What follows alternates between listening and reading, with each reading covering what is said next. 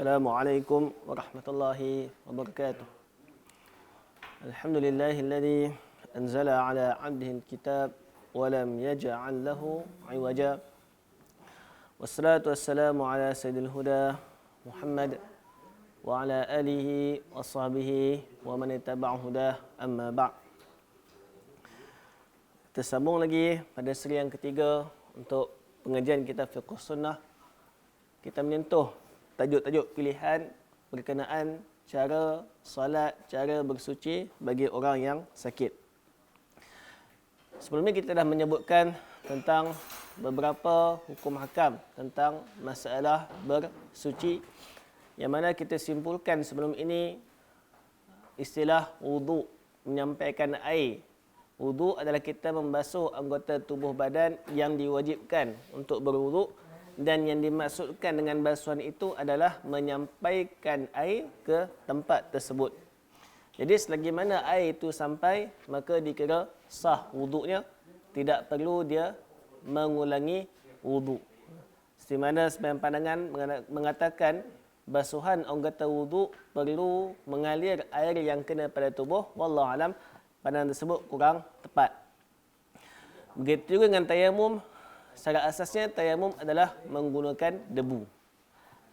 Adapun di tempat-tempat yang tak ada debu, ataupun pada sangkaan kita tak ada debu, seperti mana dinding-dinding, kerusi di Malaysia ni tak nampak debu dekat tempat tersebut, berbeza dengan tanah Arab, maka dibolehkan mengikut satu qaul pandangan dalam mazhab Hanbali, satu riwayat daripada Imam Ahmad dan juga dipilih oleh Ibn Taymiyah, boleh bertayamum dengan nama tayamum syarat.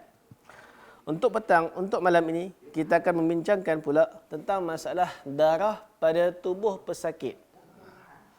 Jadi darah ni secara umumnya jumhur ulama berpandangan darah memang najis.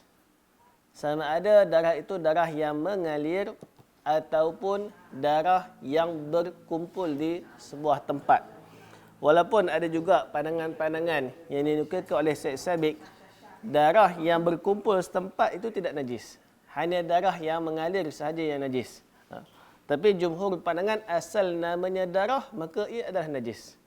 Kerana itu kalau kita mengaji kitab-kitab dalam mazhab Syafi'i contohnya, contoh dan kitab Safir Najah, sehingga disebutkan jika sekiranya daging itu dibasuh, maka ia menjadi najis. Dulu saya mengaji tak terima benda ni. Pelik. Kita nak masak, kita basuh daging, ayam, ikan dan sebagainya. Tetapi kalau dibasuh daging itu, ia bertukar menjadi najis. Rupa-rupanya kerana darah ketika di dalam daging, ia bukan najis. Tapi bila dibasuh, darah itu keluar dan mengalir, ia dianggap sebagai najis. Kerana itu, kalau kita tengok bangsa Arab, mereka masak daging tak basuh. Sama juga kadang-kadang orang Pakistan ni yang masak daging, sembelih-sembelih kambing tu terus letak atas api. Tak sempat basuh pun, tak dibersihkan pun. Mungkin kerana berpegang pada pandangan tersebut, daging jika keluar darah maka ia najis. Dari situ jugalah keluarnya pandangan yang kata kuah rendang tu najis. Kata kena kari, kena baju tak sah sembahyang. Rendang kena baju tak sah sembahyang. Kena basuh. Kalau tak basuh, tak sah sembahyang. Puncanya apa? Puncanya sebab dia kata daging tu bila dimasak secara berkuah, sup ke gulai ke apa, darah tu turun ke dalam kuah. Bila darah tu turun ke dalam kuah, walaupun telah berubah sifat, dia masih lagi dikenali sebagai darah. Asal usul tetap darah. Maka cuma dimaafkan sebab sifat darah telah hilang. Tapi sebahagian ulama Syafi'iyah dikata walaupun dimaafkan untuk dimakan, tapi tidak dimaafkan untuk sembahyang. Sebab tu kena basuh bila badan kita kena kuah gulai dan sebagainya. Baik, itu secara kita kata pengetahuan umum dalam mazhab Syafi'i. Kita kembali kepada pembahasan Syekh Sabiq. Pertama sekali, apakah darah yang najis? Pertama sekali, darah yang mengalir. Itu jelas. Darah yang keluar daripada binatang bila disembelih itu adalah najis. Bagaimana pula dengan darah yang keluar daripada daging adakah najis ataupun tidak. Seperti dakwaan ataupun kita kata dinukilkan dalam sebahagian kitab-kitab ulama mazhab Syafi'i ataupun ulama mazhab lain sekalipun. Bagaimana darah yang keluar daripada daging? Adakah najis ataupun tidak? Itu persoalan yang timbul. Masalah darah ni, jika keluar daripada daging, kalau tengok berdasarkan hadis-hadis yang dinukilkan dalam kitab Fiqh Sunnah oleh Syekh Sabiq, yang mana beliau meriwayatkan banyak asar daripada para sahabat radhiyallahu anhum menunjukkan darah yang sedikit tidak najis. Termasuk juga darah yang keluar daripada daging dikira darah yang sedikit. Kalau kita masak, contohnya, kita masak sup dengan daging. Daging tu keluar darah. Adakah bila dah siap sup tersebut, kita minum ada bau darah ataupun tidak? Jawapannya tidak. Itu menunjukkan darah itu sedikit. Begitu juga kita masak gulai dan sebagainya, ada bau darah. Seharusnya tak ada. Maka ia dikira najis yang sedikit dan ia dimaafkan. Antaranya riwayat daripada Aisyah radhiyallahu anha,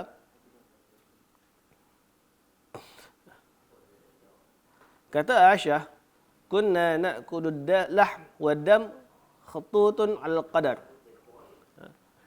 Kami makan daging dan darah tu naik di atas permukaan. Maksudnya darah tu ada. Begitu juga kata Al-Hasan Al-Basri, ma zalal muslimun yusalluna fi jarahatihim. Kaum muslimin salat walaupun mereka dalam keadaan luka. Begitu juga riwayat daripada Ibn Hajar, kata beliau, Umar radhiyallahu anhu salat sedangkan bajunya basah dengan darah. Dan riwayat yang sama diriwayatkan daripada Abu Hurairah radhiyallahu anhu, beliau berpandangan tidak ada masalah dengan setitik ataupun dua titik darah, setumpuk ataupun dua tumpuk darah dalam solat. Maka dapat difahami dari sini, darah yang sedikit sama ada ia najis yang dimaafkan ataupun ia tidak dianggap sebagai najis. Ada sebagian ulama berpandangan darah ni najis. Sedikit ke banyak kira najis. Itu satu qaul dinukilkan daripada satu pandangan daripada Imam Syafi'i rahimahullah. Itulah punca yang kata boleh daging tu bila turun darah najis, kemudian bila masak daging kuah renang tu najis, kuah kering najis dan sebagainya. Wallahu alam, berdasarkan riwayat-riwayat yang dibawa oleh Syekh Sabit dan kitab beliau, darah yang sedikit adalah tidak najis ataupun najis yang dimaafkan. Timbul soalan pula, masalah sikit tu banyak mana? Muhammad Syafi'iyah kata sedikit tu lebih kurang 1 dirham. Dirham ni kadang-kadang susah kita nak ukur zaman sekarang. Sebab zaman dulu dirham walaupun dia ada saiz dia tapi ditimbang. Berat tu tak sekata. Sebab tu ada istilah 1 misqal, 2 misqal, 10 misqal, 20 misqal dan sebagainya. Tapi secara umumnya kita kata lebih kurang saiz dirham ni. Kalau saya mengaji dulu, guru kata besar 5 sen. Tapi wallahualam, kalau tengok dirham ni sebenarnya besar juga. Lebih kurang macam dekat-dekat 2 kupang. 20 sen. Jadi darah yang bersaiz ataupun najis pada tubuh yang saiz dia tidak lebih daripada 20 sen, maka dia adalah najis yang dimaafkan. Mazhab Hanafi, dia luas lagi. Mazhab Hanafi kata, sedikit tu lawan dia banyak. Banyak lawannya sikit. Maksudnya kalau tak banyak, sikit lah. Maksudnya kalau tidak banyak sikit, erti kata lain, selagi mana kita tak kata banyak najis, selagi itu kita kata najisnya sedikit. Jadi mereka meletakkan kadar najis yang sedikit itu adalah 1/4 tubuh. Oh, banyak lah. 1/4 tubuh. Kira lagu ni lah, kita sembahyang, tiba-tiba ada anjing kucing kena seluar kita. Kalau ikut mazhab Hanafi, solat dia sah. Sebab tak sampai 1/4 tubuh yang terkena najis. Pandangan kedua, kira kadar sedikit bagi najis itu ulama khilaf. Sebab tu sebagai ulama ambil jalan selamat, dia kata sedikit pun kena najis, darah pun sama. Di sana ada pandangan ketiga yang mana mereka membezakan antara darah daripada luar dan darah daripada tubuh sendiri. darah daripada luar, contohnya nyamuk, kutu dan sebagainya, maka dimaafkan jika sedikit. Adapun darah daripada tubuh sendiri, maka ia dimaafkan walaupun banyak. Kerana ia lebih praktikal dan benda ini berlaku pada Umar sendiri. Dia sembahyang dalam keadaan bajunya basah darah. Dan benda itu berlaku kalaulah perbuatan Umar tersebut adalah salah, pasti Nabi SAW akan menegur Umar. Mustahil Nabi melihat sahabat buat benda salah, Nabi tak tegur. Pasti Nabi tegur. Maka bila Nabi tak tegur benda tu, menunjukkan ia termasuk dalam kategori iqrarun Nabi SAW. Nabi bersetuju boleh solat. Begitu juga kisah dua orang sahabat dalam satu perjalanan pemusafir Nabi SAW. Ammar bin Yasir dengan sahabat Ansari ambil giliran jaga kem. Kira mereka rehat malam-malam, dua orang ambil turn untuk bergilir menjaga kawasan. Jadi si sahabat Ansar ni ambil dulu turn dia, giliran dia. Ketika dia menjaga giliran tersebut, tengah semayang tu, baca surah Kahfi, ada orang panah dia, berdarah. Berdarah basah baju dia. Berapa kali kena panah. Dan dia tetap meneruskan solat, bagi salam, baru dia kejut kawannya Ammar, kata ada orang menceroboh serang dia. Maka ketika itu kaum muslimin pakat bangun dan cari siapa yang panah tadi. Cuma benda tu menunjukkan sahabat ni sembahyang dalam keadaan tubuhnya berdarah, tapi dari tubuh sendiri. Dan Nabi SAW tidak menegur perbuatan tersebut. Ada sebahagian, saya tak nafikan, ada kalau kita tengok dalam kitab-kitab yang besar-besar ni, dia bahas habis semua pandangan. Al-Urfu Syadhi ke, kalau mazhab Hanafi, Al-Mughni ke, mazhab Hanbali, ataupun Majmu' mazhab Syafi'i dan sebagainya. Memang panjang pembahasan, panjang lebar masalah ni. Cuma secara umum kita tengok balik, ada hadis-hadis ni, ada yang menjawab, kata mereka, sebagian ulama mengatakan, perbuatan Umar itu tidak sampai pada pengetahuan Nabi SAW. Itu antara hujahnya. Dan jika kita fikir pun, bukanlah nak guna akal dalam masalah hukum, tapi secara umumnya kita kata, benda kecil-kecil pun sahabat report kat Nabi, takkan benda besar Umar sembahyang dalam keadaan baju berdarah, tak ada sahabat report kat Nabi. Mesti ada sahabat yang report pada Nabi. Secara logiknya lah. Ataupun secara nasnya, dalilnya kita tengok perbuatan Umar tidak diingkari oleh Nabi SAW. Sebab tu alasan mengatakan Nabi tak tahu Umar sembahyang dalam keadaan baju berdarah, kita kata alasan itu agak tidak munasabah.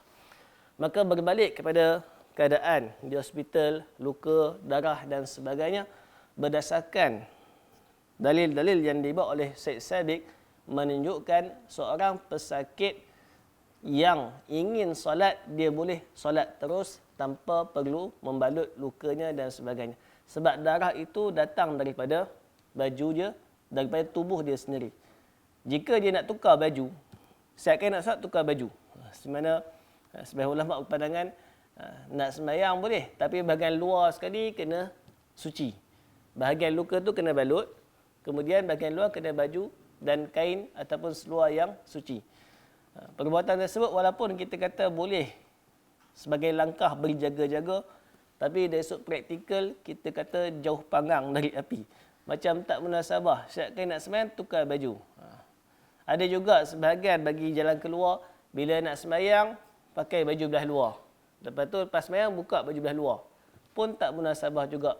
Bila sebut luka, mesti ataupun kadang-kadang sebagian orang darah dia tu kena baju bahagian dalam, kena baju bahagian luar. Jadi terlalu sukar ataupun menyusahkan ataupun merumitkan untuk memastikan bahagian luar baju dalam keadaan suci. Oleh itu Syed Sabiq bawa pandangan tersebut mengetengahkan satu pandangan, sudut pandangan baru, iaitu jika seorang yang sakit dan luka najis daripada tubuh badannya sendiri, maka ia adalah najis dimaafkan. Maka pesakit-pesakit di hospital sana yang darah, keluar darah pada tubuh, ada balutan luka dan sebagainya, bajunya terkena darah, terkena nanah dan sebagainya, dia boleh terus mengerjakan solat tanpa sebarang masalah. Tak perlu berusaha payah mencari pakaian yang bersih dan sebagainya. Bagaimana pula dengan nanah dan sebagainya? Nanah tu pun ada khilaf. Sebagian ulama ataupun boleh kata jumhur jugalah, ramai para ulama memandang nanah dikiaskan dengan darah. Tapi ada juga pandangan menukilkan bahawasanya darah nanah tidak dikiaskan dengan darah. Yang najis hanya darah, nanah tidak dianggap najis. Ala kulli hal, bagaimanapun, secara kesimpulannya, orang yang sakit dalam keadaan luka berdarah kena pada bajunya, dia boleh meneruskan solat. Dan untuk sebagai ihtiyatan, untuk kita berhati-hati, jika darah ataupun kotoran pada pakaian tersebut adalah kotoran najis darah daripada pihak lain, bukan daripada tubuh dia sendiri, maka lebih baik dia ambil pandangan jumhur ulama, dia kena bersihkan ataupun tukar baju dia. Arti kata lain doktor lah. Doktor nak semayang, dia tukar baju, semayang, lepas habis tukar baju, lepas semayang, tukar balik baju kerja je yang terdapat kesan darah dan sebagainya.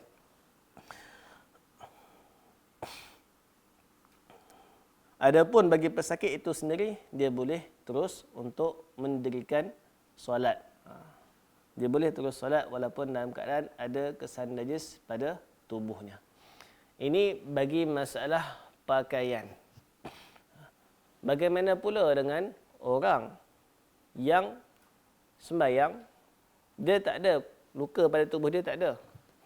Cuma timbul satu masalah, iaitu masalah bila dia ketandas. Selipar dia tu mungkin kena najis dan sebagainya. Boleh tak dia solat dengan memakai selipar? Ataupun orang paling kata kasut. Sama ke selipar lah. Dia pakai selipar, dia ketandas, dia balik ke tempat dia, dia nak solat. Bolehkah dia memakai selipar tersebut? Muslimin muslimat dirahmati Allah. Satu kaedah paling penting dalam bab najis ni, yang kita kena jelas, najis hanya dianggap sebagai najis jika kita yakin itu najis. Najis hanya dianggap sebagai najis jika kita yakin itu najis. Itu kaedah yang kita kena jelas. Arti kata lain, kalau kita contohnya, kita kata contohlah, selipar masuk rumah. Kasut budak-budak kan. Budak-budak main ni, mereka bukan kira. Masuk rumah, dengan kasut sekali masuk dalam rumah. Maka, adakah, najis rumah ni. Kasut ni atas rumah. Kena basuh rumah, baru boleh semayang kat lantai dia. Maka jawapannya, adakah kita yakin wujud najis di bawah tapak kasut tersebut? Adakah ada bau, warna, kesan, corak dan sebagainya? Kalau tak ada, ia tidak dianggap sebagai najis. Malahan sahih daripada Nabi SAW ketika Ummu Salamah sebut tanya tentang masalah kain beliau yang labuh. Perempuan zaman dulu bukan zaman lah. Sebanyak saiz. S ada, M ada, L ada, XL ada. Tetapi perempuan zaman dulu pakai kain yang ada je lah. Siapa pendek, labuh. Siapa tinggi, tak apa, elok lah pakai. Jadi Ummu Salamah ni kira kategori wanita yang agak rendah. Maka bila dia pakai kain tu, meleret ataupun labuh ke bawah, kena macam-macam najis di jalan. Maka dia tanya kepada Nabi SAW, macam mana hukum solat dengan pakaian tersebut? Apa kata Nabi? Yutahhiruhu ma ba'dah. Tanah lepas kawasan dia pijak tu mensucikan tempat yang dia kena najis. Menunjukkan bahawasanya tanah itu sendiri boleh menyucikan najis. Maka jika kita tengok orang masuk ke rumah dengan kasut, nak terus cop, tak boleh sembahyang kat rumah ni, najis. Pandangan tersebut adalah kurang tepat. Kerana kita tak yakin. Kalau kita bau, betul bau najis. Barulah kita katakan, oh ni kena suci. Kena cuci bersih-bersih. Itu kaedah najis yang cukup penting, kita kena jelas, kena clear. Balik pada persoalan, pergi ke tandas di hospital dengan memakai slipper. adakah boleh dia solat dalam keadaan memakai slipper? Secara umumnya, berdasarkan kaedah tadi, adakah dia yakin ada bau hancing bawah tapak slipper dia? Tak yakin, maka slipper itu dikira sebagai suci. Sebab dia tak yakin. Bukannya dia hanya was-was, ragu-ragu, takut ada najis kat slipper ni. Cuma kita kata takut-takutlah kemungkinan ada najis. Pasal nak cek bagi yakin tu siapa nak pi angkat slipper bau ke hidung. Tak ada kerja orang kata. Nurse pun tengok ni, kawan ni pasal apa pakcik ni. Sampai-sampai kata pesakit, angkat slipper pi bau cium tapak kaki, bau hancing ke tidak. Tu haru. Jadi untuk berhati-hati, bolehlah kita berhati-hati. Bila kita nak solat, maka tanggalkanlah slipper. Bagi orang yang solat di atas kerusi, dia pening, tak tahan berdiri lama dan sebagainya, dia solat atas kerusi, maka dia angkat takbir, Allahu Akbar. Sebelum angkat takbir, dia cabut slipper dia dan dipijak slipper tersebut. Ini sebagai cuma kita kata ihtiyatan, dia nak berhati-hati. Kok pas semayang sekejap lagi tiba-tiba terbau waktu sujud tu. Turun-turun, bau hancing pula slipper ni. Mana nak tahu kan? Jadi untuk berhati-hati, kita cabut slipper, kita pijak. Habis apa beza pakai slipper dengan pijak slipper? Sama je lebih kurang. Beza je, bila kita pakai slipper, itu namanya pakaian. Bila pakaian, mana-mana bahagian yang kena najis dianggap sebagai pakaian beling najis. Seperti mana kita pakai baju, kena tai ayam dekat dengan baju. Dia kata, yang kena tai ayam tu lengan baju je, bukan badan kita. Tak apa, solat sah. Tak. Walaupun tai ayam tu hanya pada lengan baju, disebabkan ia adalah benda yang kita pakai, maka ia menjejaskan sahnya solat kita. Bila kita cabut slipper, kita pijak, ia tidak lagi dinamakan sebagai pakaian. Orang tak panggil pakai slipper. Orang panggil pijak slipper. Bila pijak slipper, berarti ia hanya permukaan, selagi mana permukaan bahagian atas slipper tersebut tidak ada najis, permukaan bahagian atas yang bersentuhan dengan tapak kaki kita tidak najis, maka ia dianggap permukaan yang suci. Jika ada najis di bawah slipper, ia tidak menjejaskan solat kita sendiri. Tak ada masalah. Baik, itu sebesikit. Kita kongsi tentang masalah najis pada tubuh bagi pesakit di hospital. Pertama sekali, darah daripada tubuh adalah dimaafkan. Dia boleh solat terus walaupun ada najis-najis, kesan najis dan sebagainya. Termasuk juga orang yang saluran kencing dia tebuk terus. Selesai najis keluar daripada saluran tersebut, dia boleh sembahyang terus. Tak ada masalah. Walaupun kita kata najis dia sentiasa keluar. Adapun jika najis daripada luar, maka lebih selamat dia menukar pakaiannya, kecuali ada darurat yang menyebabkan dia tak payah tukar. Contohnya macam doktor pakai tutup semua sekali, nak sembahyang nak kena buka, Allah Akbar, jenuh dengan jangkitan kuman dan sebagainya. Ketika itu atas dasar maslahat lebih besar, atas dasar orang kata apa, kaedah fiqh, jalbul daf'ul dar'ul mafasid muqaddam ala jalbil masalih. Menolak kemudaratan itu diutamakan berbanding maslahat. Maka jika risiko dia buka pakaian doktor tu mendatangkan risiko yang jangkitan kuman dan sebagainya, maka dia boleh terus sembahyang dengan pakaian tersebut walaupun ada kesan najis pada tubuhnya. Kalau boleh elakkan, kita elakkan tukar baju untuk solat jika najis daripada pihak ketiga, bukan daripada tubuh sendiri. Kemudian juga ada pun najis pada pakaian yang boleh dielakkan seperti najis pada slipper, maka cukup kita cabut slipper, kita pijak slipper. Maka najis-najis yang terdapat di bawah tapak kasut tersebut tidak dianggap sebagai najis kerana ia bukan lagi menjadi sebahagian daripada pakaian kita. Baik, itu sebesikit perkongsian kita untuk sesi yang ketiga. InsyaAllah sesi keempat kita akan sambung lagi fiqh berkaitan, hukum hakam fiqh berkaitan orang-orang yang berada di hospital, sama ada pesakit, doktor dan sebagainya. Dan akhir sekali, pesanan daripada pihak berautoriti, marilah sama-sama kita melaksanakan sunnah Nabi sallallahu alaihi wasallam, iaitu apa dia? Mentaati sunnah, mentaati perintah ulil amri pemerintah.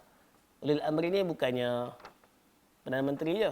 Ulil amri ni semua pihak yang berautoriti. Ulil amri yang memiliki urusan. Jadi sekarang ni bukan setakat KKM, bukan setakat doktor, bukan setakat polis, tentera. Perdana Menteri pun dah suruh duduk rumah. Maka jadilah seorang yang beriman kepada Allah dan Rasul, yang mentaati perintahnya, mentaati perintah Rasulnya, mentaati perintah para pemimpin selagi mana tidak bercanggah dengan hukum syarak. Mudah-mudahan kita sama-sama digolongkan di kalangan orang-orang yang melaksanakan perintah Allah Subhanahu wa taala.